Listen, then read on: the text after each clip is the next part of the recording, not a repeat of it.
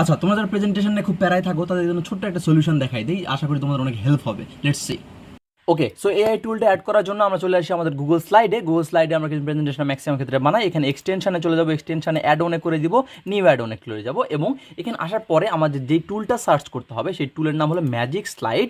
আমরা এখানে লিখবো magic slide app GPT for slide. ঠিক আছে, এখানে আমরা জাস্ট এটাকে অ্যাড করে দিব। তো প্রথম যেটা আছে এটাকে আমরা ক্লিক করে দিব এবং এখানে ক্লিক করার পর ইনস্টল করে ফেলবো। সাকসেসফুলি ইনস্টলের পরে আমরা এক্সটেনশনে চলে যাব, এক্সটেনশনে যাওয়ার পরে আমরা এখানে ওপেন করে ফেলবো। করার পরে দেখো আমাদের কাছে এরকম একটা পপ আসবে যেখানে আমরা টপিক দিয়ে দিব। তো আমরা এখানে দিলাম মেশিন লার্নিং, এবং এখানে আমরা এখানে রেফারেন্স হিসেবে কিছু চাইলে দিতে পারো, নাই দিতে পারো। আমি এখানে দিলাম ইন্ট্রোডাকশন